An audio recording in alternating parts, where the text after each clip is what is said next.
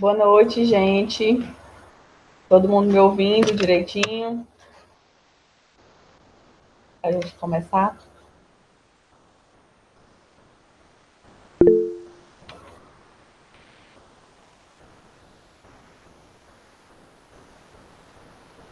Deixa eu ver aqui quem está em sala.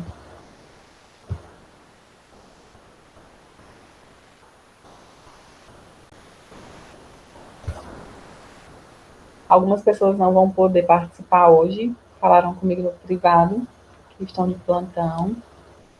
Mas a gente vai dar continuidade. O material está no Google Classroom. Gente, eu deixei para vocês lá na nossa sala vários materiais, certo? Tanto o slide da nossa aula de hoje, quanto alguns manuais do Ministério, né? Como eu sempre gosto de frisar, a aula ela é apenas um norteamento, né? Então, assim, quando vocês chegam em casa, vocês têm que se aprofundar, né, no assunto. Então, eu coloquei alguns materiais, alguns muito interessantes do Ministério da Saúde. Nós temos a atenção ao jovem e ao adolescente, temos outro manual voltado para a orientação da saúde sexual para os adolescentes, temos também algumas diretrizes nacionais, enfim, eu coloquei vários materiais para vocês, tá? Porque aí vocês baixam em PDF e ficam para vocês para a vida, né? Independente da aula de hoje, são materiais que vão servir para vocês, tanto agora quanto no futuro. Eu coloquei também o PDF da caderneta do adolescente para vocês conhecerem, né? Quem ainda não teve acesso. E outros materiais. Então, está lá disponível para vocês. Depois da aula, vocês já podem baixar, certo?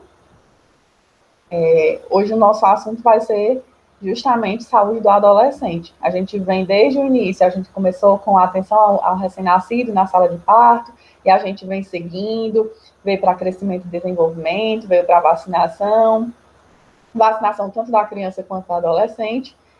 E hoje nós vamos para a atenção integral ao adolescente. Letícia, eu falei com ele, tá, Letícia? Ele acabou de me enviar a mensagem, mas obrigada. Então vamos lá, vou colocar aqui os slides para vocês. Um momentinho.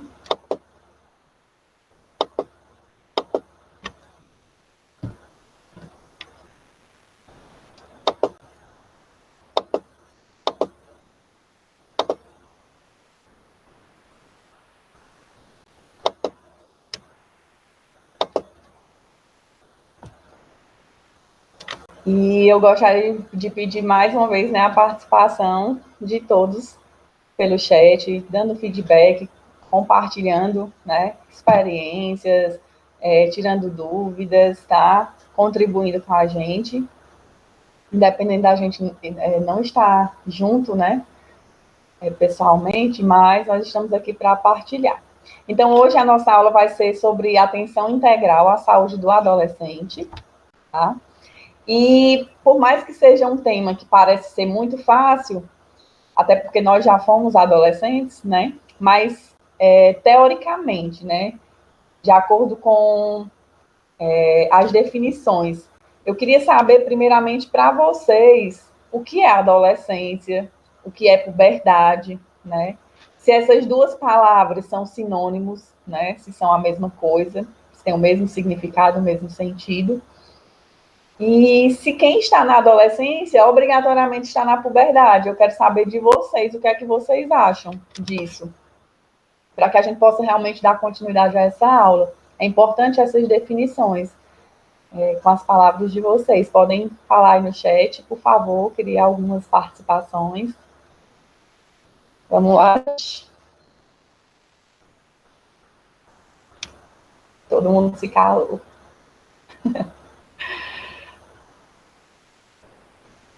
Nada, ninguém vai contribuir com essa parte. Pois me digam, pelo menos, se vocês acham que a adolescência e puberdade são a mesma coisa. Erlânia disse o processo de amadurecimento, certo? Já faz parte também. Mas quero de vocês se vocês consideram que a adolescência e puberdade é a mesma coisa. Porque para a nossa assistência de enfermagem, né, para o adolescente, é importante que a gente saiba diferenciar o que é a adolescência da puberdade, porque a gente vai atuar nessas duas questões. E aí? Vamos lá, né? Vocês já estão voltando, né? Espero que daqui a pouco vocês participem mais. Deixa eu ver aqui a Maria. Puberdade é a transformação do corpo. Muito bem, Maria. Então, vamos lá, gente. Até para a gente o nosso tempo é corrido, né? A adolescência, ela é um período de transição, né? Entre a infância e a vida adulta, certo? Então, a adolescência é esse período de transição, da infância para a idade adulta. Então, é todo esse período. Já a puberdade, ela se refere a um processo biológico, né, que se refere às transformações que vão acontecer no corpo deste adolescente até ele chegar num corpo de adulto, tá? Então, essas palavras, elas não são sinônimos. Por quê?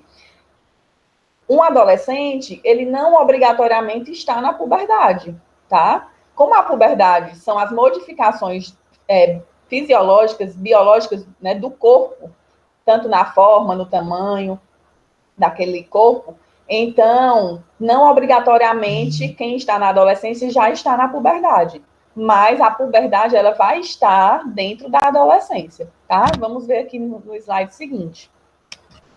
Quando eu falo para você que a adolescência é um período de transição entre a infância e a idade adulta, eu estou falando de uma forma ampla, que esse período de transição, ele vai englobar tanto o desenvolvimento físico, mental, social, sexual e social daquele indivíduo, tá? Então, todos esses aspectos vão estar presentes nesse processo de transição da infância para a idade adulta. E dentro da adolescência vem a puberdade, tá? Então, a puberdade, ela vem dentro da adolescência, em algum período, tá? Ela é um fenômeno biológico e se refere às mudanças morfológicas e fisiológicas, ou seja, forma, tamanho e função que ocorrem no corpo do adolescente para que ele passe a ser um adulto, né? Para que ele tenha a capacidade de reprodução. Aí é um fator bem importante. Então, quando a gente pensa assim, tá, mas e a adolescência? Qual é o período que corresponde à adolescência, né? Nós temos uma disparidade entre esses períodos, essa faixa etária, quando a gente pensa no que a Organização Mundial de Saúde fala, no que o Estatuto da Criança e do Adolescente traz, certo? Então, para a Organização Mundial de Saúde, a faixa etária que corresponde à adolescência é dos 10 aos 19 anos, tá? E para o Estatuto da Criança e do Adolescente, é da faixa etária de 12 a 18 anos. Deixa eu só aceitar aqui a outra aluna. Pronto. Tá? Então, a gente tem essa divergência, mas isso acontece também com vários outros aspectos na nossa vida profissional que nós vamos nos deparar, que para alguns autores é uma determinada faixa etária, para outros autores é outra. Então, assim, em relação à adolescência, nós temos esses dois aspectos, né? Nós temos para a Organização Mundial de Saúde, que nos dá a faixa etária de 10 a 19, e nós temos para o Estatuto da Criança, que é de 12 a 18 anos. Então, é importante a gente conhecer também, porque além da nossa prática, quando nós formos realizar concursos públicos, a gente tem que saber, ao responder uma questão, qual a referência que ele está utilizando. Se ele quer saber o que o Ministério diz, o que a Organização Mundial de Saúde diz, ou se o que o Estatuto da Criança e do Adolescente diz, tá? No nosso país, nós temos uma política de atenção integral à saúde de adolescentes e jovens, e tudo isso veio a partir do Estatuto da Criança e do Adolescente, porque o Estatuto, ele assegura por lei o atendimento integral à criança e ao adolescente, né, por intermédio do SUS, garantindo o acesso universal e igualitário às ações e serviços tanto para a promoção, como proteção, como a recuperação da saúde. Então, diante deste direito assegurado por lei, e no intuito de enfrentar os desafios da situação de saúde dos jovens no Brasil, o Ministério da Saúde, ele juntou adolescentes, jovens e profissionais de diversas áreas para construir as diretrizes que iam orientar essa política, né, as diretrizes dessa política. Que diretrizes são essas? Diretrizes que vão nortear os profissionais e os gestores nesse atendimento ao adolescente e jovem, tá? Deixa eu aceitar aqui outro aluno. Pronto. Então, mais um, peraí, gente, enquanto não entrar todo mundo, fica assim. Pronto. Então, essas diretrizes, né, que o Ministério da Saúde criou dentro dessa política, elas servem para quê? Servem para nortear o trabalho, tanto dos gestores quanto dos profissionais de saúde no atendimento a adolescentes e jovens. Se nós não tivéssemos diretrizes a seguir, o trabalho ficaria solto, né? Mas quando nós temos diretrizes, nós estamos norteados para desenvolver aquela ação. Então, nós temos essas diretrizes nacionais para orientar nós, enquanto profissionais, também enquanto gestores, no atendimento a adolescentes e jovens. E quais são as diretrizes? Nós temos duas, tá? A primeira é o fortalecimento da promoção da saúde nas ações para o cuidado integral à saúde dos adolescentes e jovens. E nós temos a segunda diretriz, que é a reorientação dos serviços de saúde para favorecer a capacidade de respostas para a atenção integral à saúde de adolescentes e jovens. Nós vamos agora ver um pouquinho dessas duas diretrizes mais esmiuçadamente, tá? Então, quando a gente fala da diretriz de fortalecimento da promoção da saúde, né, nas ações para o cuidado ao adolescente e jovem, nós temos que pensar o quê? Que o processo de saúde e adoecimento, ele está intimamente relacionado com diversos fatores, com múltiplos determinantes sociais e aos modos de vida das populações. Então, diante disso, faz-se necessário estratégias que vão favorecer tanto a integração de diversas políticas setoriais na defesa da vida dessas populações. E, no caso específico dessa política, na garantia de opções saudáveis para a população jovem, adolescente e jovem. E alguns estudos sobre a situação de saúde dos adolescentes e jovens no nosso país, eles evidenciaram muitas dificuldades, né, de acesso à educação para esses jovens, para esses adolescentes. A questão do desemprego também como um fator muito preocupante. As profundas desigualdades sociais, a mortalidade por violência muito alta, né? Dentre outros problemas que impactam a saúde desses jovens, né? Então, em consequência disso, esse segmento populacional, ou seja, os adolescentes e jovens, eles podem ficar mais vulneráveis aos agravos resultantes de uso abusivo de álcool, de violência, questão do uso de drogas, das doenças sexualmente transmissíveis, enfim, né? Vários fatores que, diante dessas dificuldades de acesso, dessas desigualdades sociais, podem acarretar, consequentemente, em alguns problemas no processo de crescimento e desenvolvimento desses adolescentes. E, consequentemente, na vida adulta, né? Então, essa diretriz, ela traz algumas proposições para nós enquanto profissionais. Então, vamos lá. Só beber um pouquinho. Quando a gente pensa nesse fortalecimento das ações de promoção voltadas para o adolescente, nós temos que pensar que nós, enquanto profissionais, poderemos contribuir como? Primeiramente, adotando um planejamento das ações de promoção da saúde, né, a partir de um território ou de saúde, para a articulação entre os atores sociais. Então, quando nós, enquanto profissionais, na nossa prática, nós vamos articular ações para trabalhar com jovens, nós devemos planejar essas ações não só nós, profissionais da saúde. Nós temos que englobar outros setores, inclusive a assistência social, conselho tutelar, os líderes comunitários e os próprios adolescentes. Nós temos que ter representantes de adolescentes no nosso planejamento. Como é que a gente vai saber se o que a gente quer levar para eles é o que eles estão precisando, né? Então, e também a gente tem que associar e levar aquele jovem para uma corresponsabilização, para um compromisso frente a um modo de vida que ele vai adotar, né? A gente vai ter que levar esse adolescente para essa corresponsabilização. E nós, enquanto profissionais, nós também devemos o quê? Levar em conta nas ações de promoção de saúde para esses adolescentes levar sempre em conta o projeto de vida desses adolescentes, o contexto sociocultural no qual eles estão inseridos, contexto econômico, tá? Temos que promover ações para a cultura da paz, promoção da cultura da paz, sempre articulado com escolas, comunidades, famílias, né? Então, as escolas, eu não sei se vocês já observaram, mas elas são parceiras primordiais no atendimento do setor saúde para a população de adolescentes e jovens, né? Geralmente, as nossas atividades extramuro, ou seja, fora da unidade básica de saúde, elas ocorrem nas escolas, né? Não obrigatoriamente apenas nas escolas, mas as escolas são grandes parceiras, tá? Então, a gente não deve se limitar à parceria da escola, mas a gente tem que sim ter essa parceria, porque é fundamental. Nós, enquanto serviço de saúde, nós também devemos apoiar e incentivar ações que sejam governamentais ou não, que fomentem a participação juvenil, né? Que fomentem a convivência comunitária. Então, nós, enquanto enfermeiros, nós temos um papel fundamental naquela comunidade, tá? Não apenas para o atendimento individual, não apenas para uma consulta, para uma oficina, uma palestra, não. Nós temos responsabilidade social.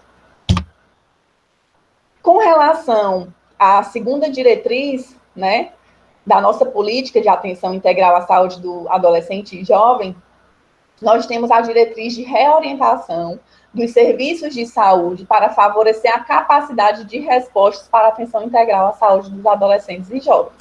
Por que essa reorientação? Né? Os serviços de saúde, eles estão ali há muito tempo, mas será que nós sempre tivemos capacidade e destreza de atender o adolescente? Será que é fácil atender o adolescente? Será que é fácil buscar esse adolescente para dentro de uma unidade básica de saúde? Né? A gente tem que refletir nisso. Então, essa diretriz ela vai ajudar os profissionais e gestores a reorientar essas ações, para que a gente possa ter uma capacidade de resposta maior na atenção a esses adolescentes. Tá? E estudos evidenciam que, no geral, 80% dos problemas de saúde, eles podem ser solucionados na atenção básica à saúde, tá? Então, a nossa atenção básica, ela é primordial na atenção integral ao adolescente também. Porém, os serviços de saúde, eles encontram, sim, dificuldades para atender esses adolescentes. Porque, muitas vezes, esses jovens, esses adolescentes, eles são invisibilizados por não serem reconhecidos em sua especificidade etária. Não é comum nós vermos adolescentes participando das reuniões do posto de saúde, da unidade básica de saúde. Não é comum vermos adolescentes sendo convidados para participar do planejamento das ações. Por quê? Por que essa população é tão invisibilizada? Por que essa população não tem vez e voz? E nós, enquanto enfermeiros, temos que dar essa oportunidade. Por quê? Quando a gente pensa que nós vamos fazer um planejamento de ações voltados para esse público, nós vamos fazer o que nós achamos que é o ideal para eles, nós vamos levar as temáticas que nós julgamos ser importantes apenas? Eu acho que não. A gente deve, em primeiro lugar, fazer esse planejamento com alguns representantes de adolescentes, porque eles vão nos trazer as demandas deles. Né? Então, a gente tem que ter esse vínculo para que a gente possa fazer ações efetivas, que vão ter resultados. Não adianta eu chegar com uma temática pré-definida para trabalhar com os adolescentes e jovens e que não seja uma temática que atraia esse público, que realmente venha para trazer, para agregar. Então, se eles não têm interesse, vai ficar difícil, né? Pode ser que isso se torne apenas mais uma ação sem efetividade. Então, a gente tem que ter essa participação deles junto com a gente. Então, na Constituição de 88, a saúde, né, foi preconizada como um direito de todos e como dever do Estado. E no Estatuto da Criança é assegurado o atendimento integral a tanto a saúde da criança quanto do adolescente, por intermédio do SUS. E para que a gente possa adotar um olhar diferenciado para essa população adolescente, o que é que a gente deve fazer, né, enquanto profissional? Já é difícil a gente conseguir trazer esses jovens para a gente, para dentro da unidade. É muito difícil, mas não é impossível, tá? Então, o que é que a gente pode fazer para melhorar isso? né? O que é que a gente pode fazer para ser diferente nesse sentido e para que a gente possa conseguir fazer o melhor acolhimento possível desses adolescentes em espaços humanizados, de responsabilização, de formação de vínculos, tá? Aliados a projetos terapêuticos sempre que necessário. Então, o primeiro passo é acolher bem o jovem. Ele tem que se sentir acolhido, tem que sentir segurança no profissional, tem que sentir respeito, tá? Ele tem que sentir confiança.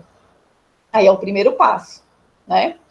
Então, a participação dos adolescentes e jovens na construção do seu projeto terapêutico, ele é de suma importância para que eles se envolvam mais em sua saúde. E quando eu falo em projeto terapêutico, eu falo de situações que são necessárias, situações em saúde que são necessárias a criação de projetos terapêuticos singulares, por exemplo. O que é isso?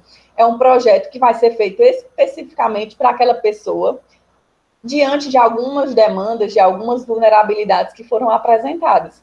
E que muitas vezes, na construção desse projeto terapêutico, faz-se necessária a participação de diversos profissionais.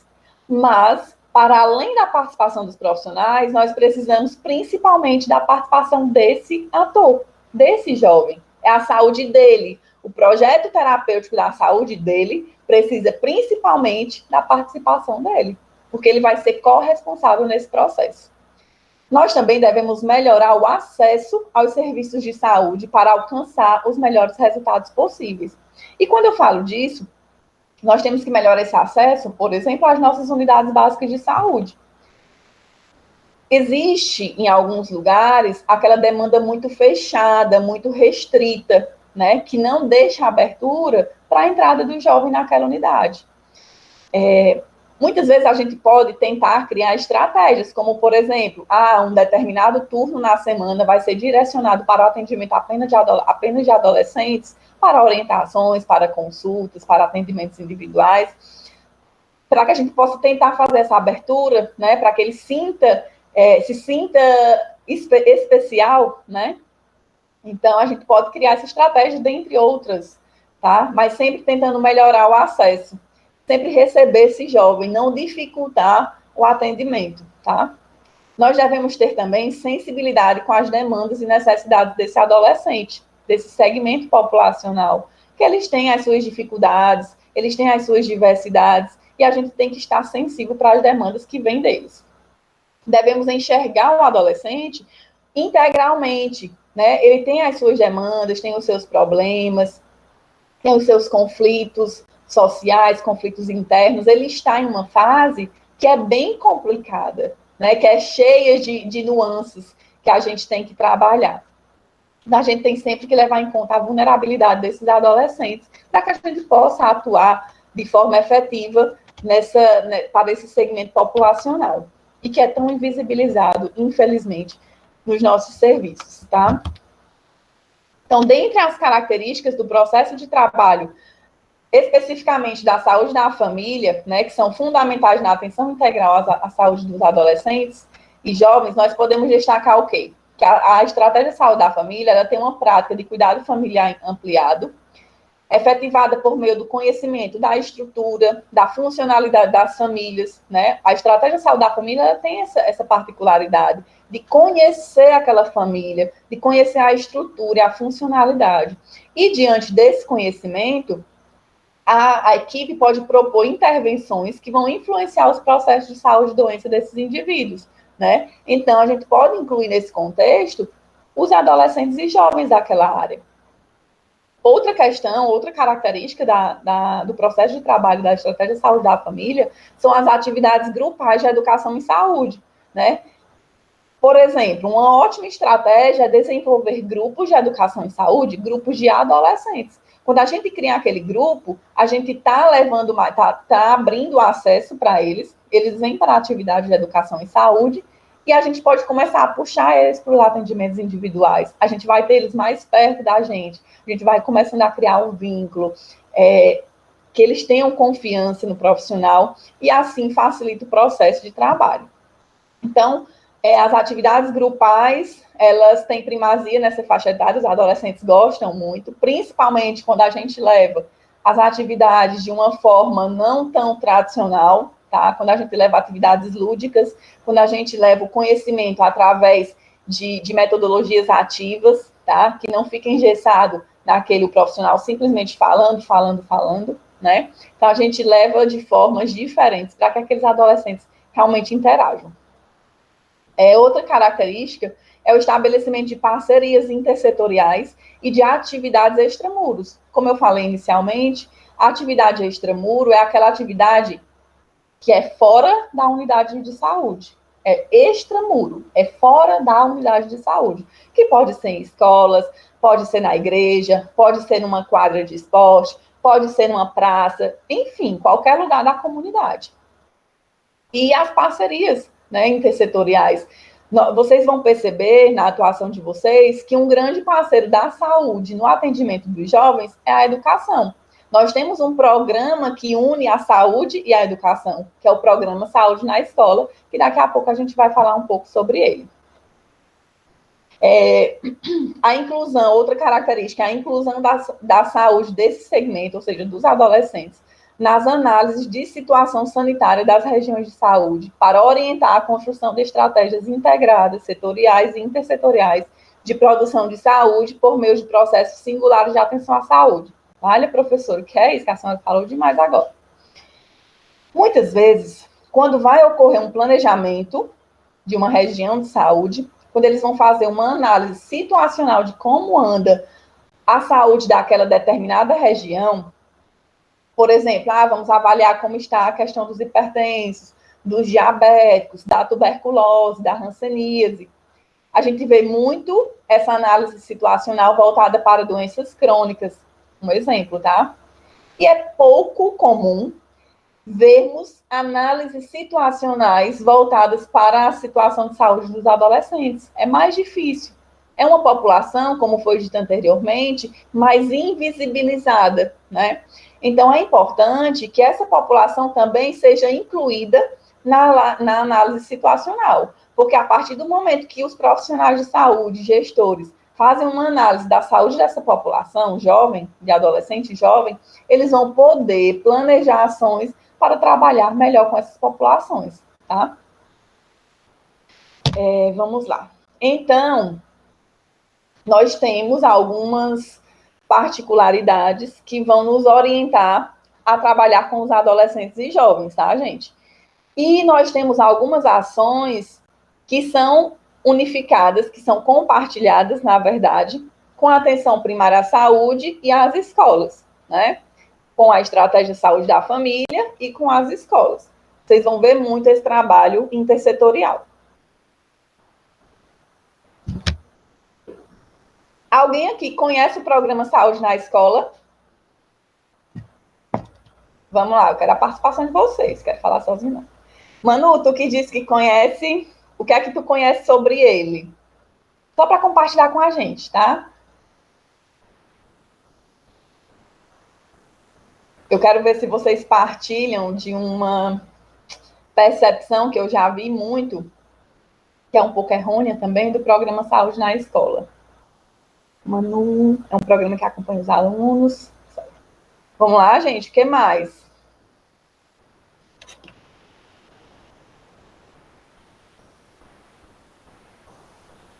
É um programa que acompanha os alunos em escolas com acompanhamento de dentista, enfermeiros. Muito bem, obrigada, Manu. Gente, o PSE, como ele é mais conhecido, que é o Programa Saúde na Escola, ele é uma iniciativa do governo federal para contribuir, tá, para uma formação integral dos estudantes por meio de ações de promoção, prevenção e atenção à saúde. Ele une os profissionais de saúde com os profissionais da educação para levar uma atenção integral a esses adolescentes e jovens. Mas o que é que eu costumo ver como percepção de muitos profissionais? Não sei se vocês já ouviram, mas eu já escutei muito frases do tipo: hoje vai ter o PSE na escola. E o que é o PSE? É pesar e medir os meninos. Infelizmente, muitas pessoas, inclusive tanto da saúde como da educação, que ainda não se aprofundaram no assunto, enxergam o PSE apenas como o ato de ir para a escola, pesar e medir os alunos. E essa ação é apenas uma das ações que estão dentro do programa, tá? Então, vamos lá. O programa Saúde na Escola, ele é uma integração, uma articulação permanente da educação e da saúde, com qual objetivo? Contribuir para a formação integral dos estudantes por meio de ações de promoção, prevenção e atenção à saúde, com vistas ao enfrentamento de vulnerabilidades que comprometem o pleno desenvolvimento de crianças e jovens da rede pública de ensino. Então, é uma estratégia que vem para agregar, para somar, para tentar minimizar os agravos à saúde desses adolescentes, para minimizar comprometimentos, tanto no rendimento escolar como na situação de vida mesmo daquele adolescente, que são comprometidos por questões de saúde. E se não tivesse o PSE, seria mais difícil, porque muitas vezes esse adolescente não procura a unidade de saúde. Então, não precisa ele ir procurar.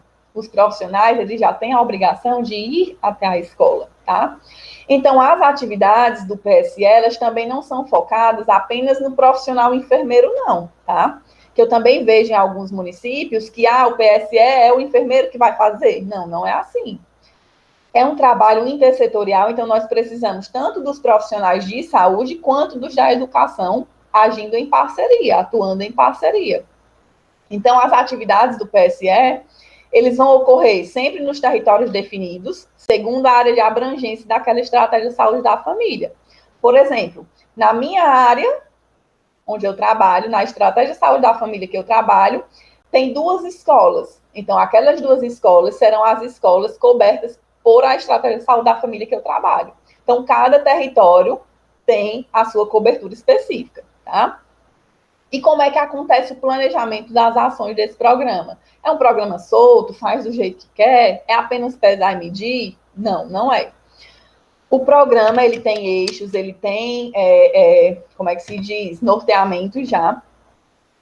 E o planejamento das ações desse programa deve acontecer em conjunto, tanto da escola, dos profissionais da educação, quanto dos profissionais de saúde. Então, o ideal é que eles tenham um diagnóstico local da situação de saúde dos adolescentes, para que eles possam planejar as ações para esse programa, tá? E é importante que o adolescente participe também. Então, nós temos, dentro do PSE, nós temos alguns componentes. Por exemplo, nós temos o componente 1, que se refere à avaliação das condições de saúde das crianças, adolescentes e jovens que estão na escola pública. Esse é o componente 1. Dentro desse componente 1, cada instituição vai, de acordo com o seu diagnóstico local, verificar quais ações serão executadas naquela escola, tá? Juntamente com os profissionais da saúde. Segundo componente, promoção da saúde e atividades de prevenção. E aí, a gente vai poder planejar oficinas de educação em saúde, palestras, salas de espera, diversas atividades de promoção da saúde, com a participação tanto dos profissionais da estratégia, quanto dos profissionais da educação, quanto parcerias que a gente pode ter com os profissionais do NASF, que também participam muito dessas ações, e dentre outros setores que a gente pode chamar para junto dessas ações, tá? E é sempre bom que a gente faça, antes de tudo, um levantamento com esses adolescentes para saber quais as temáticas que eles têm interesse, para que a gente possa levar coisas que eles vão querer, que eles vão ficar felizes em receber, que vai agregar para eles, tá? Educação permanente e capacitação dos profissionais, tanto da educação e da saúde, também faz parte desse componente. Então, é importante que os profissionais sejam capacitados sempre, periodicamente, para que sejam desenvolvidas as ações. Nós temos também a questão do monitoramento e avaliação da saúde dos estudantes. E aí a gente vai ver e planejar, de acordo com o diagnóstico local, como será feito, quais as ações nós vamos fazer para monitorar a situação de saúde desses alunos. Muitas instituições criam alguns instrumentos, alguns roteiros de avaliação clínica desses estudantes, sempre norteados também pelo Ministério da Saúde, para que a gente possa fazer esse monitoramento periódico da saúde dos estudantes. E temos também o componente de monitoramento e avaliação do programa. Então, é um programa que ele tem componentes que vão nortear esses profissionais, mas que cada escola, junto com os profissionais de saúde que fazem parte daquele setor, vão fazer o planejamento em conjunto. Porque nem sempre as temáticas ou as ações que são necessárias para uma escola, nem sempre são as ações que a outra escola está precisando, porque cada localidade tem as suas demandas, tem as suas particularidades. Então, nós vamos ver agora alguns procedimentos que podem ser desenvolvidos nas escolas, tá? Então, elas consistem em ações iniciais de acompanhamento básico de saúde de adolescentes, bem como de ações educativas de saúde que podem ser desenvolvidas em parceria com a comunidade escolar. Tudo isso, gente, está pautado no manual do Ministério da Saúde. Então, quando eu grifei aqui no slide que as ações que a gente vai ver agora, elas podem ser desenvolvidas em parceria com a comunidade escolar, quer dizer o quê? Que aqui são propostas, mas que não é obrigatoriedade da equipe fazer aquela ação, tá? Elas podem desenvolver outras ações, outras estratégias, de outras formas, contanto que seja trabalhada a atenção integral à saúde do adolescente. Então, a gente vai ver hoje como é que a gente pode trabalhar a saúde do adolescente, tanto na escola, quanto na unidade básica de saúde, que são formas diferentes de trabalhar e que nós temos que conhecer essas propostas do Ministério. Então, uma das ações que são propostas aqui é a avaliação inicial do estudante. Então, como é que a gente poderia, enquanto enfermeiro da área, fazer essa avaliação inicial? Primeiro, vamos acompanhar aqui no nosso slide. Primeiramente, agendar a reunião com a escola, né?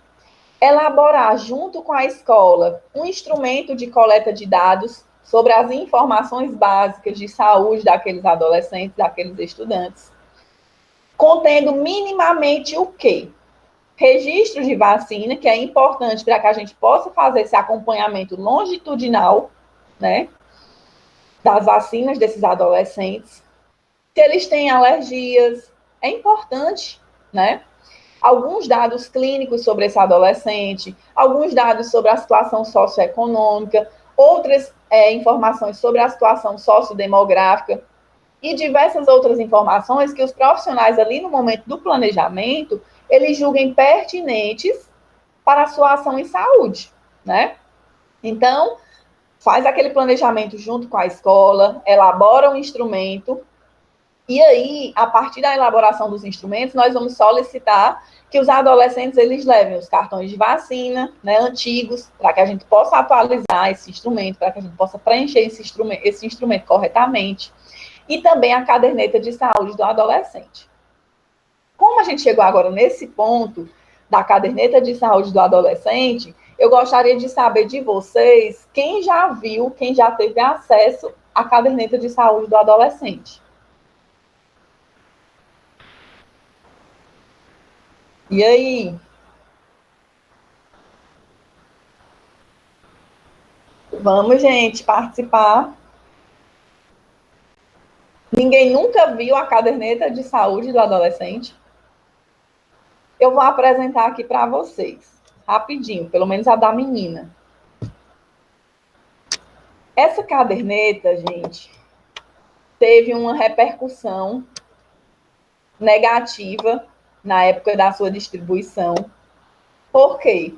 Porque nessa caderneta contém informações diversas sobre o crescimento, sobre o desenvolvimento, sobre a maturação sexual, sobre a prevenção de DSTs.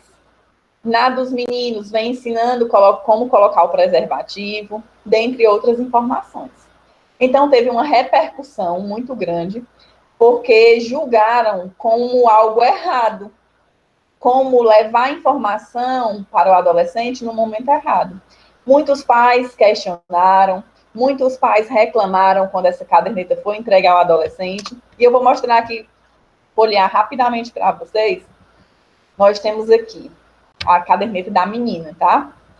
E ó, é de 2013, ou seja, faz muito tempo. Por que é que eu estou trazendo para vocês apenas da menina? Porque a repercussão foi tão grande que essa atual gestão presidencial, não sei por qual motivo, mas também teve uma polêmica sobre a caderneta do adolescente, e ela foi retirada do site do Ministério. Eu consegui fazer o download apenas da caderneta da menina, mas a do menino eu não consegui, né? Eu ouvi notícias que iria ser reformulada a caderneta do adolescente, retirando algumas partes que eles achavam que estavam vindo para o adolescente numa hora incorreta, no momento incorreto. Então, a gente está esperando essa atualização. Mas eu vou folhear rapidamente aqui para vocês verem o conteúdo, tá? Então, tinham lá os dados pessoais, algumas informações sobre a adolescência, desculpa. Essa sou eu em espaço para o adolescente colocar o que ele gostava de fazer, qual o esporte preferido, falava dos direitos dos adolescentes, sobre o estatuto da criança e do adolescente, dicas de como ficar bem com a saúde, tá? Alguns passos para uma alimentação saudável. Então, era uma caderneta rica, é uma caderneta rica em informações, tá? Nós temos aqui o gráfico do estatuto, da estatura por idade, do IMC por idade, para que esse adolescente ele pudesse acompanhar o seu crescimento, né? E aí vinham várias dicas de saúde bucal, né? Nós temos aqui o odontograma, calendário de vacinas, o espaço para colocar o registro das vacinas, e aí começa a falar do corpo, que é aí onde foi muito julgada essa caderneta. Vinha mostrar os estágios do desenvolvimento das mamas, o estágio do desenvolvimento dos pelos pubianos. E na caderneta dos meninos, mostrava o desenvolvimento deles.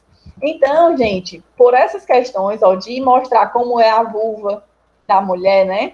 Como é a vulva. Por essas questões, quando tratava de sexualidade, por a caderneta tratar da questão da gravidez na adolescência, de como se prevenir, isso foi muito julgado. Aqui também mostra como usar a camisinha. Então, tudo isso teve uma repercussão muito grande, porque todos os adolescentes das escolas receberam essa caderneta na época. Então, atualmente, não tem no site do Ministério a caderneta para ser feito download. Eu consegui essa da menina, mas a do menino já não tem mais. Então, a gente está esperando uma atualização. Mas a polêmica foi muito grande. Inclusive, na época, em 2013, quando eu fiz a entrega da caderneta na área que eu trabalhava, teve uma polêmica também, porque muitos pais se revoltaram com essa entrega, tá? Então, é algo que a gente também tem que estar preparado para trabalhar. Enfim, muitos adolescentes hoje em dia têm essa caderneta. E quando ele vai para o atendimento no posto de saúde, por exemplo, na unidade básica de saúde, ele leva essa caderneta. Então, nós temos que sempre solicitar que ele leve esse documento. Por quê? Porque lá a gente vai fazer registros importantes da situação de saúde dele. Vamos preencher também um instrumento que foi criado em conjunto com a escola e preencher a caderneta de saúde do adolescente. Então, quem é responsável por essa avaliação inicial? É apenas o enfermeiro? Não. Não é apenas função do enfermeiro. A gente não pode pegar essa função apenas para a gente. Embora em muitos locais, tudo eles queiram colocar para o enfermeiro. Mas nós temos que saber que nós temos uma equipe responsável por essa avaliação. É uma equipe, é o médico, é o enfermeiro, é o técnico de enfermagem, outros profissionais, se a gente quiser convidar, do NASF, e também os membros da comunidade escolar, eles podem participar dessa avaliação inicial. E o que é que a gente tem que ter em mente das questões éticas e legais desse momento? Garantir a privacidade do adolescente no momento do atendimento, garantir a confidencialidade e o sigilo. Ele tem o direito de consentir ou de recusar o atendimento, tá? A gente não pode obrigar que o adolescente participe. Ele também tem o direito de participar do atendimento sem autorização prévia dos pais. E ele tem direito a receber as informações sobre o seu estado de saúde. E qual é a periodicidade recomendada para essa avaliação inicial? é recomendada uma frequência anual, tá? Pelo menos uma vez por ano ser feita essa avaliação inicial. Com relação ao crescimento e desenvolvimento, nós vamos fazer o quê? Aí nós vamos avaliar o peso, a altura, o IMC, a acuidade visual, pressão arterial, né? Então, muitas pessoas acham que o PSE é apenas isso, é apenas ir para a escola, pesar e medir os meninos, mas não é. A partir daí, nós vamos calcular o IMC, a partir daí, nós vamos saber se tem alguma alteração para desnutrição, para obesidade. Vamos também fazer testes de acuidade visual, que é através do teste de Snellen, que eu vou mostrar para vocês como é a tabelinha. E aí nós vamos preencher as informações da caderneta do adolescente. Quando necessário, se a gente identificou ou uma obesidade, ou uma desnutrição, ou alguma deficiência visual, algum déficit na acuidade visual, aí nós vamos fazer os devidos encaminhamentos. Quem é responsável por essa atividade? Médico, enfermeiro, técnicos de enfermagem e agentes comunitários de saúde também podem participar. A gente pode também conseguir a parceria de universitários e estagiários e outros parceiros quanto a gente quiser. Aí a gente sempre chama o NASCE, por exemplo, que são parceiros mesmo da gente. Sempre garantir também nesse atendimento a privacidade, tá? A confidencialidade. E qual é a frequência esperada? Semestral. A gente não pode fazer também só uma vez por ano. O ideal é que seja semestral. Com relação à saúde bucal, como a nossa colega falou, os dentistas, eles também participam, eles também vão para as escolas fazer as avaliações de saúde bucal. Então, eles fazem a avaliação, eles fazem encaminhamento para o adolescente, quando necessário, e para a unidade receber o atendimento individual, tá? Com relação à imunização, a gente tem sempre que a gente não solicitou o cartão de vacina do adolescente, então a gente vai atualizar, vai fazer os aprazamentos necessários, vai completar aquele cartão de vacina, vai atualizar a caderneta de saúde do adolescente com as vacinas que ele já tomou e vamos aprazar as que necessitam ainda, tá? Vamos verificar naquela ficha que foi feita na avaliação inicial se ele tem alguma alergia, se ele já teve algum evento adverso decorrente de alguma vacina. Vamos aprazar as próximas doses, tá? E é importante que a gente elabore e preencha sempre o cartão espelho das vacinas desse adolescente, para que a gente tenha na unidade de saúde para monitorar essa situação vacinal, tá? E aí, diante dessa ação de imunização, quem pode participar? Quem é responsável? Quem é a equipe responsável? Médico, enfermeiro, técnico de enfermagem e o agente comunitário de saúde também participa, tá? Então, qual é a periodicidade? De acordo com o calendário vacinal. Geralmente, todo ano a gente está na escola buscando os adolescentes na faixa etária de vacina do HPV, para verificar se já tomaram a dose, para aprazar as doses subsequentes, tá? Então, a gente sempre está em contato com a escola para isso também. Nós também trabalhamos, e não podemos esquecer, da saúde mental, né? Nós temos que esclarecer aquele adolescente sobre o desenvolvimento pessoal, sobre as relações humanas, incentivar os projetos de vida e trabalhar outros temas correlatos, né? Podemos também, diante daquela avaliação inicial, identificar fatores de risco para o uso abusivo de álcool e outras drogas, para que a gente possa trabalhar nessa prevenção, né? Podemos prestar esclarecimentos, promovendo ações preventivas, aconselhamentos a respeito do uso do álcool e outras drogas.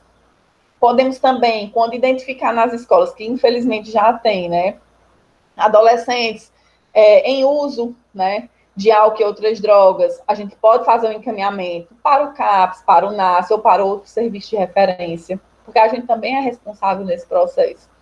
E aí, nessa avaliação, nesse atendimento de saúde mental, nós também podemos contar com médico, enfermeiro, técnico de enfermagem, agente comunitário de saúde, profissionais parceiros e também os membros da comunidade escolar. Lembrando sempre das questões técnicas e éticas e legais. Garantir privacidade, garantir confidencialidade, garantir o atendimento do adolescente sem autorização dos pais, ele tem esse direito de ser atendido, e dar informação sobre o processo de saúde. E a frequência recomendada é semestral. Devemos atuar também na questão da prevenção de violências e acidentes, né? Então, aí a gente tanto pode atuar na promoção da saúde, com oficinas de educação em saúde, com a identificação conjunta com a comunidade escolar dos fatores de risco para esses adolescentes. Podemos encaminhar para os serviços de referência sempre que necessário. Podemos notificar situações de violência contra esses adolescentes. Enfim, nós estamos ali para atuar em conjunto com a comunidade escolar e com outras ações, com outros setores, para atuar nessa atenção integral ao adolescente e jovem. Os responsáveis pelas ações de prevenção de violências e acidentes, aí nós temos tanto a equipe de saúde da família, como a assistente social, a gente pode acionar a CRAS, pode acionar a CREAS, pode acionar a NASF, tá? Temos o agente comunitário de saúde também trabalhando junto. Dentro dessa questão da prevenção de violências e acidentes, além de garantir privacidade, confidencialidade, nós temos que garantir a proteção social daquele adolescente, tá? E para isso a gente atua em conjunto com o CRAS, com o CREAS, com o NASF, tá certo? Com o Conselho Tutelar. Gente, como eu sempre disse, nós vamos trabalhar sempre em conjunto com parcerias, com outros setores. Então, a gente tem que estar sempre nessa articulação para prestar um melhor atendimento à nossa população. Ações de educação e saúde na escola, né? Nós temos que definir junto à comunidade escolar e junto aos adolescentes quais as temáticas de promoção e de prevenção que a gente vai desenvolver, o que é melhor para eles, o que é que eles querem, o que é que eles demandam.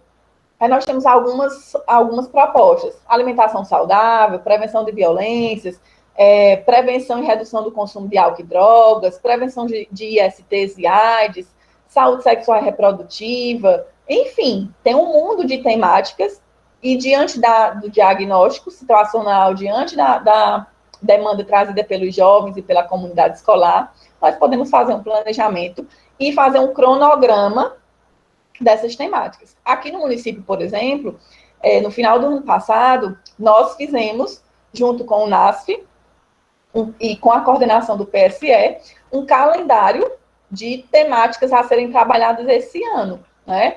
Que já foram advindas também de demandas da escola e dos adolescentes. Então, nós tínhamos esse calendário de temáticas para ser trabalhado durante todo o ano. Aí, infelizmente, veio a pandemia e a gente ficou impossibilitado de trabalhar essas temáticas nesse primeiro semestre. Mas até fevereiro a gente conseguiu.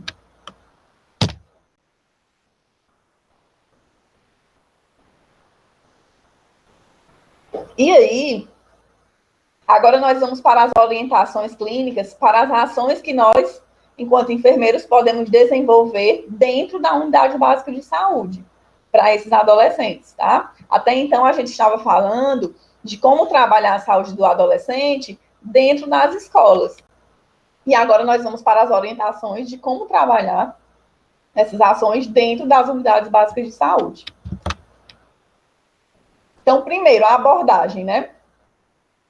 No atendimento à saúde do adolescente, a gente tem sempre que estabelecer um vínculo de confiança, como eu já falei, tentar ao máximo que a estratégia de saúde da família tenha um vínculo tanto com os adolescentes quanto com suas famílias, tá?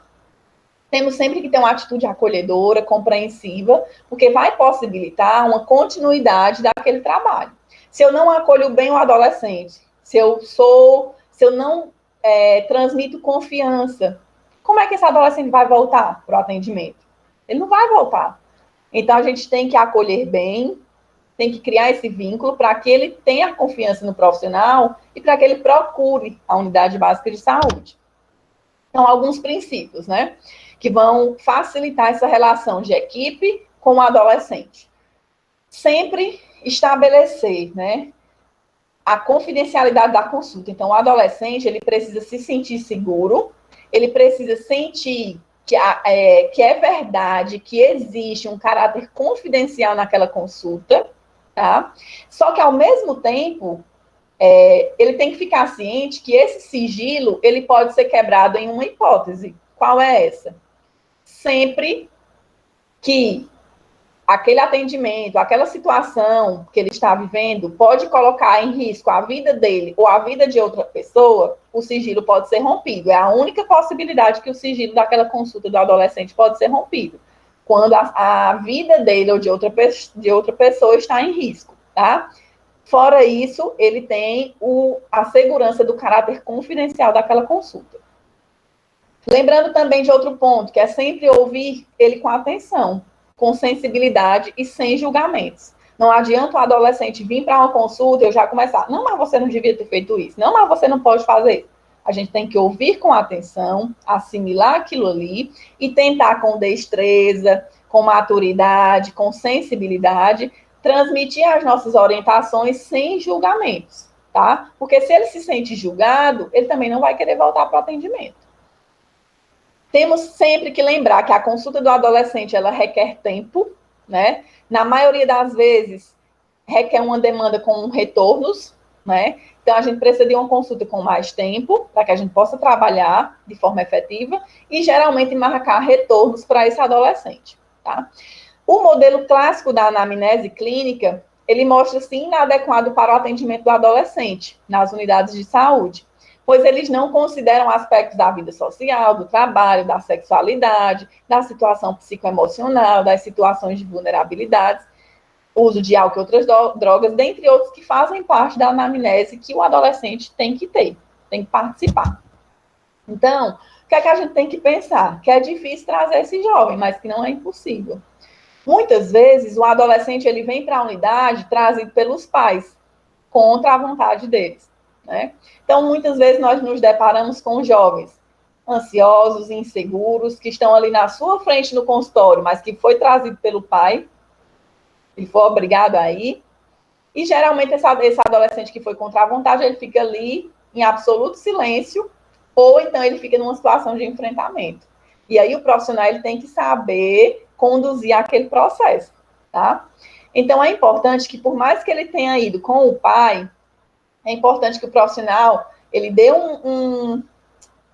tenha alguma forma de conseguir ter pelo menos um momento sozinho com aquele adolescente, para que ele possa ouvir o adolescente com atenção e ouvir o que ele tem a dizer, que muitas vezes ele não diz na frente do pai.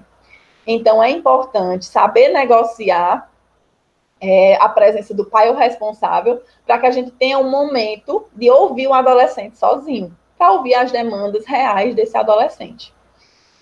Então, a entrevista do adolescente, ela pode ser feita inicialmente com a família, mas é importante esse momento a sós com o adolescente, porque vai propiciar uma expressão livre desse adolescente, sem muitas interrogações, sem muitas observações precipitadas, e ele vai se sentir mais à vontade para repassar as suas demandas. Com relação à necessidade de um exame físico, quando isso for necessário, é importante que o consultório tenha uma acomodação adequada, permita a privacidade, permita um ambiente que o adolescente se sinta à vontade e se sinta seguro, tá? E uma questão que eu até quero compartilhar com vocês, apesar de não ser obrigatório a presença de outro profissional junto com o enfermeiro durante a avaliação ou exame físico do adolescente, é sempre importante, tá? Tanto para a nossa segurança, quanto para resguardar tanto o agente quanto o adolescente, é importante que esteja presente outro profissional, como uma medida de segurança mesmo, tá? Para evitar possíveis interpretações errôneas, tanto por parte do adolescente como por parte dos parentes ou responsáveis, que possam colocar em dúvida a integridade ética e moral da conduta e dos procedimentos que foram executados no atendimento. Então, assim, se vai fazer o exame físico de um adolescente, é importante convocar um outro profissional para estar junto na sala, certo? Lembrando sempre que, antes de fazer o exame físico, nós devemos esclarecer ao adolescente tudo que vai ser feito no exame, tá? Para que ele saiba o que vai acontecer e fique mais tranquilo. E aí, nós vamos avaliar o aspecto geral daquele adolescente, para fazer a nossa evolução, né? Aparência física, humor, pele, questão respiratória, enfim. Vamos avaliar os aspectos emocionais, de estresse, se tem presença de ansiedade, tristeza, euforia, desorientação física, desorientação mental, física ou espacial, se ele usa alguma medicação psicotrópica. Vamos avaliar peso, altura, IMC, né? Sempre fazendo aquela avaliação nas curvas do Ministério da Saúde. Vou mostrar aqui para vocês, só para vocês recordarem. né, que nós temos, inclusive, na caderneta do adolescente, onde a gente vai avaliar a estatura por idade, MC por idade, e vai nos dar um norte dessa avaliação, tá? Vamos verificar a pressão arterial desse adolescente, que deve ser verificada pelo menos uma vez por ano. E aí a gente vai fazer uma avaliação, vamos continuar, vamos ver a questão respiratória, cardiovascular, gastrointestinal, vamos avaliar o estagiamento puberal, usando os critérios de Turner, que eu vou já mostrar para vocês, tá? Que a gente tem que conhecer. Vamos fazer a avaliação da acuidade visual, vamos avaliar os aspectos cognitivos e comportamentais e questionar sobre alguns sintomas, né? Se eles têm algumas queixas físicas, psíquicas, sociais, tá? Ou indícios de violência doméstica, de violência sexual, enfim. Aqui é para mostrar para vocês. Nós temos a frequência cardíaca, nós temos a base, nós temos o norteamento. Então, a frequência cardíaca normal em repouso, né? Da criança, né? A partir de 10 anos e adultos, o normal é de 60 a 100 batimentos por minuto. Com relação à frequência respiratória, de 8 a 12 anos, nós temos de 18 a 20 respirações por minuto. E nos adultos, de 14 a 18, que é apenas a nível de conhecimento. Essa tabelinha, gente, é o que a gente faz o teste de Snellen, que é isso. É onde a gente vai fazer uma avaliação da acuidade visual dos alunos. Ai, professora, a gente faz de todos os alunos da escola? Fazemos. Sempre com parcerias, né? Como eu falei, não é apenas o enfermeiro responsável, né? Ele não vai ficar sozinho nessa. Mas nós fazemos esse teste com todos os alunos da escola, pelo menos uma vez por ano, tá? Que aí tem toda uma norma, né, para que ele seja realizado. A sala tem que ter tantos metros quadrados, tem que ter boa iluminação, porque aí a gente vai colocar essa tabelinha em uma parede, o adolescente vai ficar uns 2 metros de distância dessa tabela, vai tampar um olho, que a gente vai receber um tampãozinho, e a gente vai fazer um olho de cada vez, tá? Tampou um olho, vai começando. Tá vendo que a letra de cima, qual é? Tá com a perninha virada para onde? A gente vai fazendo os questionamentos para ver se esse adolescente está conseguindo enxergar bem até qual graduação. E a partir daí, a gente tem as orientações de quando esse aluno ele precisa ser encaminhado para o oftalmologista, tá? Mas para fazer esse teste, todos os profissionais são capacitados anteriormente, tá certo? A gente não é simplesmente jogado lá para fazer, a gente recebe a capacitação. Quando a gente vai avaliar o estagiamento puberal, certo? Pelos critérios de Turner, que eu não sei se vocês já conheceram, a gente tem que observar alguns parâmetros. Nas meninas, nas adolescentes, a gente vai avaliar o aparecimento das mamas e dos pelos pubianos, né? Então, o que é que a gente tem que saber? Que a puberdade, que como a gente viu, são as modificações biológicas que vão ocorrer, né, no corpo, elas devem se iniciar dos 8 aos 13 anos. Então, se essas mudanças nas mamas e nos pelos, elas iniciam antes dos 8 anos, algum probleminha tem. Está sendo antes do tempo. Da mesma forma, se acontece após os 13 anos, é uma puberdade, tem um atraso puberal, tá? Então, antes dos 8 anos, na menina, é uma puberdade precoce, e após os 13 anos, teve um atraso puberal, tá? Porque o mais comum é que a puberdade, ela se inicie dos 8 aos 13 anos de idade. E aí, qual é o primeiro sinal da puberdade na menina? É o aparecimento do broto mamário. Isso que a gente vai ver agora, gente, é o estagiamento puberal dos critérios de Turner, que a gente tem que conhecer. Hoje não vai dar tempo ver da menina e do menino, mas a gente já vai, pelo menos, tentar concluir o da menina, tá?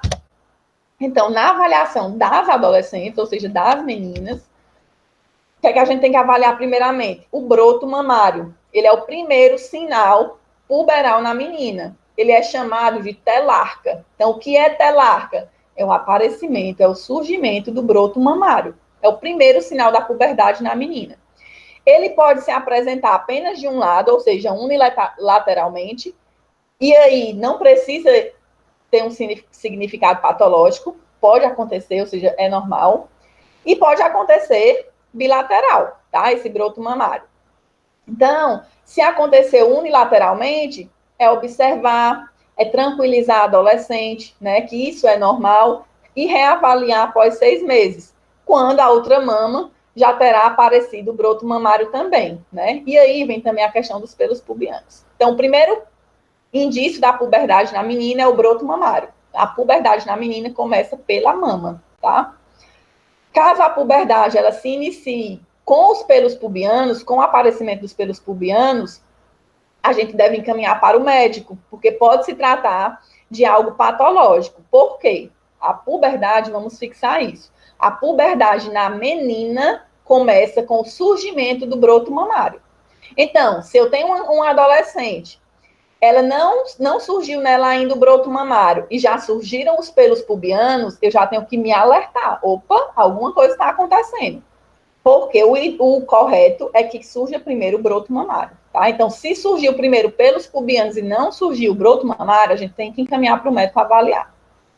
Quando o início da puberdade na menina, ele acontece antes dos 8 anos, ou seja, é uma puberdade precoce, também pode ser um motivo de preocupação. E aí, é importante que a gente encaminhe para o médico da nossa unidade para que ele avalie, junto ao endocrinologista, se essa puberdade precoce tem algum problema patológico, tá? Outra questão importante que a gente deve saber, que é comum na menina que ela sinta, que ela perceba um corrimento vaginal claro nos 6 a 12 meses que antecedem a primeira menstruação, ou seja, a menarca. O que é menarca? A primeira menstruação. Então, de 6 meses até 1 ano antes dessa menstruação, a menina pode perceber um corrimento vaginal claro, tá? Que é um fato marcante da puberdade feminina. É outro fato que chega muito no consultório de enfermagem. A mãe vem com a adolescente, olha, ela está se queixando de corrimento, mas ela não tem vida sexual ativa. Por que é que está acontecendo?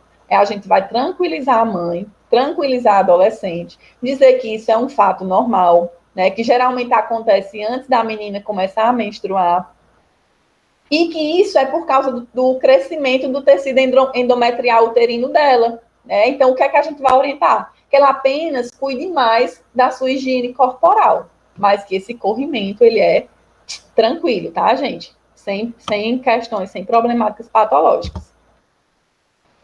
Atentar que geralmente a menarca, ou seja, a primeira menstruação da menina, acontece geralmente aos 12 anos, tá? Mas que pode acontecer antes. Pode acontecer entre os 9 e também pode acontecer até os 16 anos. Tem toda aquela questão que é particular de cada organismo, de cada menina. Tem, às vezes, a história familiar também. A mãe menstruou tarde demais, teve a primeira menstruação já com 15 anos. É comum que a filha também tenha.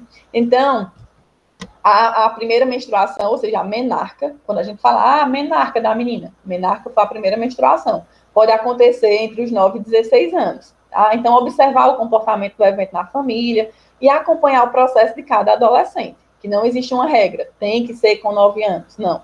É um processo que pode ocorrer entre os 9 e 16 anos.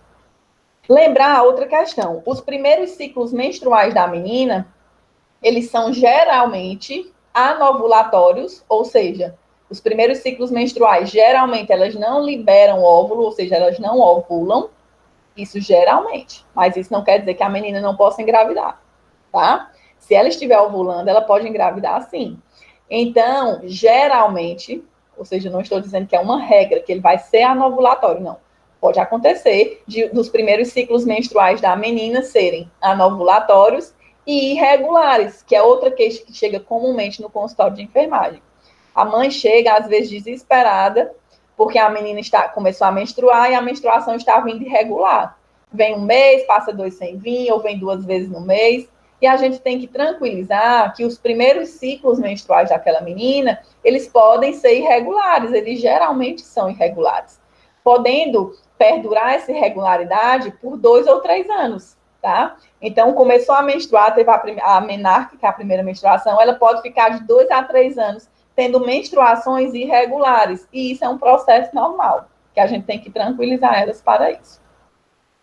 O ciclo menstrual normal, ele tem um intervalo que varia de 21 a 36 dias, ou seja, Tem menina que tem um ciclo menstrual de 21 dias, tem outra que já é de 25, tem outra que já é de 28. É normal, tá, gente?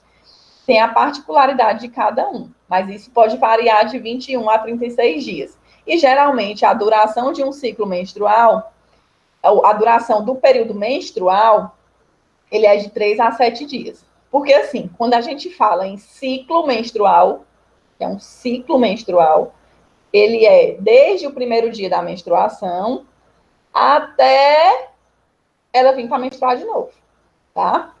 Então, até ela menstruar de novo. Então, ciclo menstrual é diferente de menstruação, porque o ciclo ele envolve todo o processo até ela menstruar. Então, uma menstruação, ela vai durar de 3 a 7 dias. E o ciclo menstrual, ele vai ter uma variação de 21 a 36 dias, depende de cada pessoa.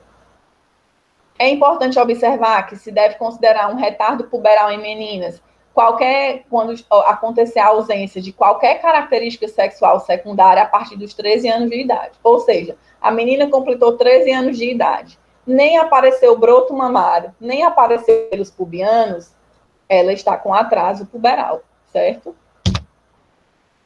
E aqui nós temos os critérios de Turner, tá? Feminino. Que isso a gente pode usar, essa tabelinha, no nosso atendimento, para facilitar. Por quê? Nós temos que avaliar se aquele adolescente, se ele está no estagiamento puberal adequado, né? Se ele está se desenvolvendo adequadamente. E qual é a estratégia que a gente pode fazer? A gente pode mostrar essa tabelinha, essas imagens para adolescente e questionar ela em qual momento desse estágio ela está. E aí a gente vai ver, de acordo com a idade dela, se ela está no período adequado. Então, vamos lá. Olhem para o slide que eu vou apontar com a setinha. Aqui no estágio M1, lembrando que M é sempre falando das mamas, e P é o desenvolvimento dos pelos pubianos, tá? Então, vamos começar pelas mamas. M1, ele se refere à mama infantil. A mama infantil. Então, nossa avaliação da puberdade, a gente vai começar a avaliar em M2. Em M2, é quando surge o broto mamário. Tem um aumento inicial do broto mamário. Ou seja, é um aumento inicial da mama, com a elevação da areola e da papila, e sendo uma pequena saliência, tá? Então, geralmente, é um pequeno broto mesmo.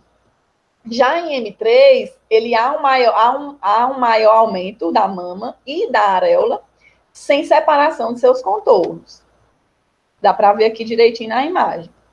Em M4, nós já temos um maior crescimento da mama e da areola, e essa mama agora, ela está com uma segunda saliência, ou seja, a areola você consegue ver como se ela fosse uma segunda saliência da mama, acima do contorno da mama. E M5 já é a mama adulta, ou seja, nós temos aqui, para vocês conseguirem identificar, de M1 para M5, nós estamos saindo da infância para a idade adulta, para o corpo de adulto, tá? Então, M1 é a mama infantil e M5 já é a mama com aspecto adulto. Em M5, a mama já tem aspecto adulto, o contorno areolar já está novamente incorporado ao contorno da mama, já é uma mama adulta. Então, a puberdade, ela acontece, o que é que a gente vai avaliar aqui? M2, M3 e M4, é o estágio puberal. Em M5, ela já está com a mama com aspecto adulto, tá? Já em P1, nós temos a questão dos pelos pubianos, né? No P. P1 é a ausência de pelos pubianos, é ainda o desenvolvimento infantil. Da mesma forma que P5 já vai ser a pilosidade pubiana de um adulto. Então, a gente vai avaliar costumeiramente P2, P3 e P4. Em P2, nós temos geralmente alguns pelos, um aparecimento de alguns pelos longos e finos, levemente pigmentados, lisos ou pouco encaracolados. Em P3, já tem uma maior quantidade desses pelos, eles já são mais grossos, já são mais escuros e são encaracolados. E já se espalham pela sínfise púbica. Já em P4, já tem pelos do tipo adulto, ou seja, pelos mais grossos, encaracolados e bem escuros, E eles já estão mais voltados também na região pública, mas ainda não atingem a face interna das coxas.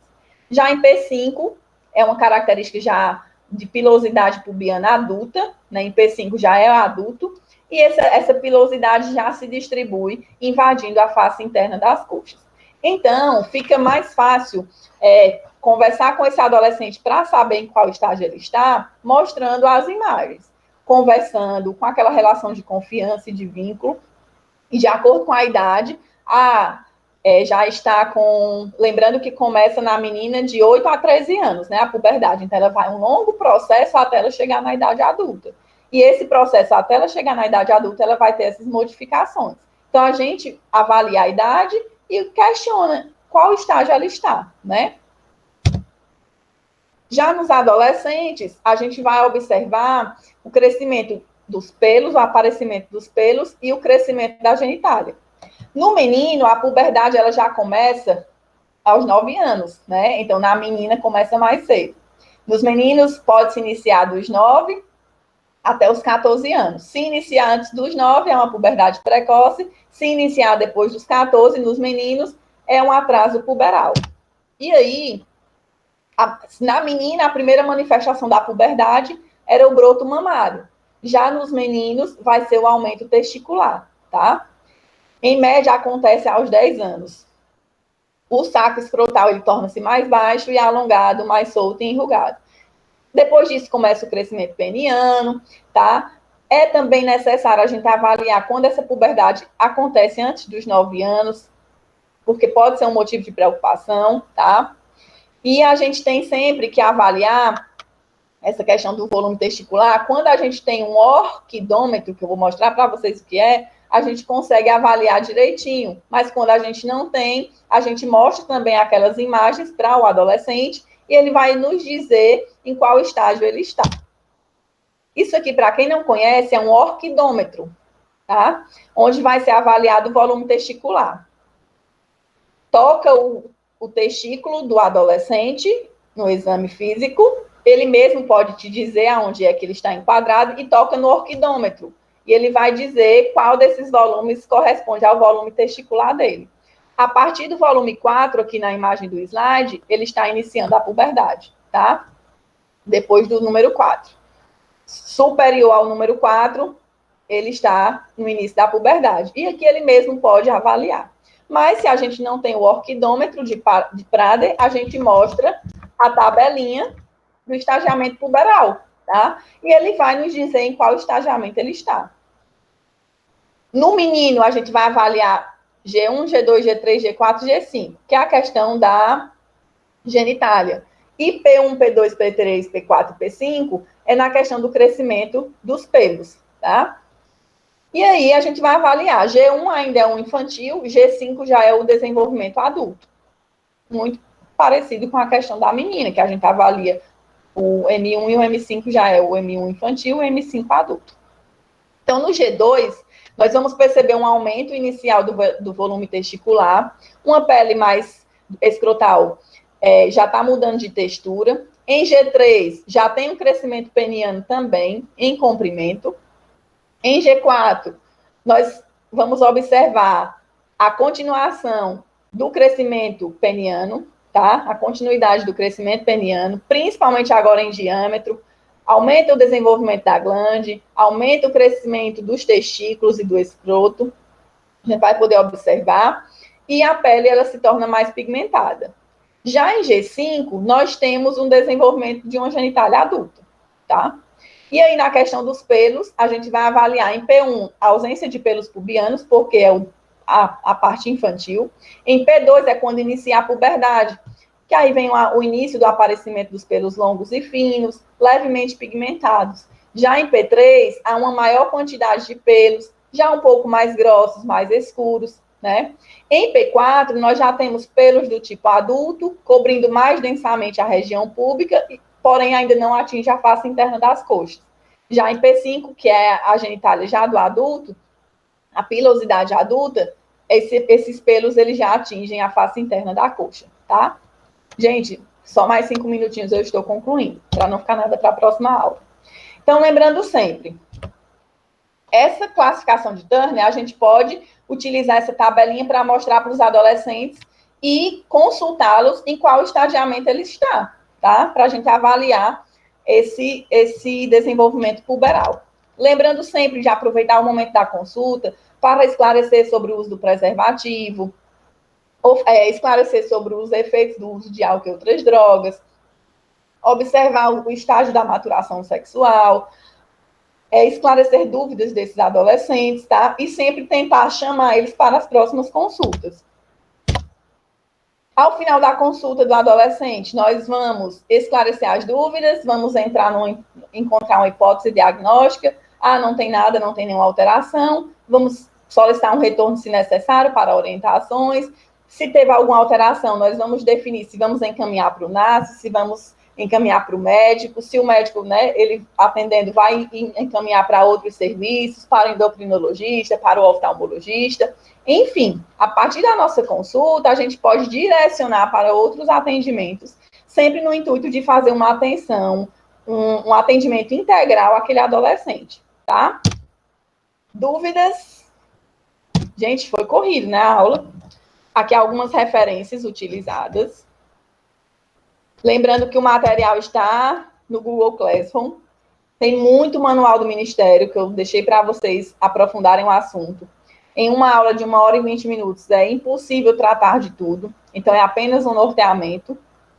Eu espero que vocês se aprofundem nesses conteúdos. Tem muita coisa interessante nos manuais para vocês estudarem, para vocês observarem, tá? Então, material vocês têm disponível. Deixei lá. Então, agora é com vocês, tá, gente? Deixa eu... Pronto. Deixa eu anotar aqui o nome de vocês na sequência.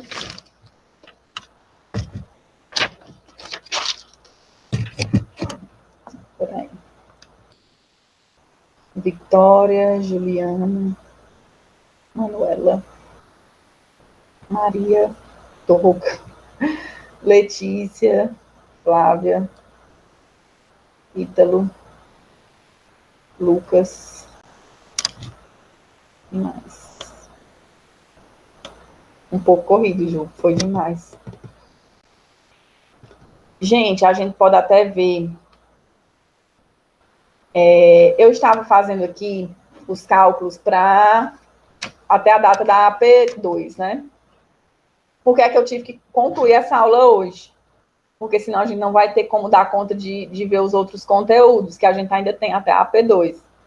Por isso que eu digo sempre, a aula vai ser apenas um norte, né? É impossível ver tudo. Mas vocês podem, se vocês forem ler os manuais do Ministério, eles são tão maravilhosos, são tão didáticos, tem tanta informação, que é muito bom de estudar por eles. Então, vocês podem, né, já baixar e começar a estudar, que eu mandei para o Google Classroom. Isso, Vitória, eu mandei vários, viu? Tem muita coisa interessante aí, muita mesmo. Com relação à AP2, até onde eu fiquei sabendo, seria na primeira semana de julho, tá? Por isso que eu estou correndo contra o tempo, para que a gente possa ver todos os assuntos propostos, tá? Na ementa. Mas vai dar certo. A adolescência, ela é uma temática que é mais tranquila. Se vocês depois quiserem, vocês podem me dar um feedback, se vocês quiserem que eu traga de novo a questão do estagiamento puberal com mais calma, mas eu acredito que vocês lendo o manual do Ministério, vai ficar muito claro para vocês que tendo essa tabelinha, fazendo a leitura com calma, dá tudo certo, beleza? Então, mas qualquer coisa eu estou disponível, é só vocês me darem um feedback. Se quiserem que a gente repita o estagiamento puberal com mais tranquilidade, a gente faz isso em uma outra aula, tá certo? Deixa eu só conferir aqui, porque só tem na minha anotação 7 alunos. Deixa eu ver aqui mais. Elis, Erlânia, Carliusca,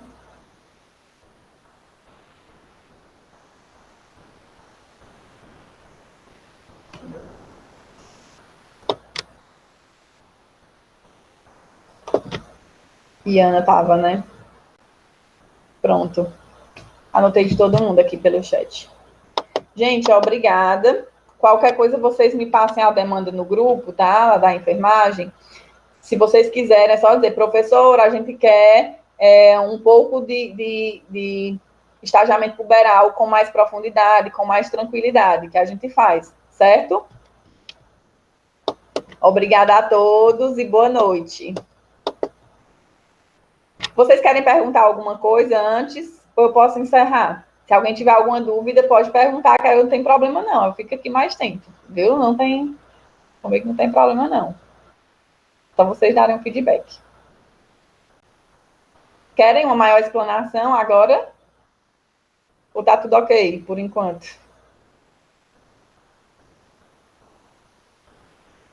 Ah, faltava a Vivian também, né? Deixa eu colocar aqui.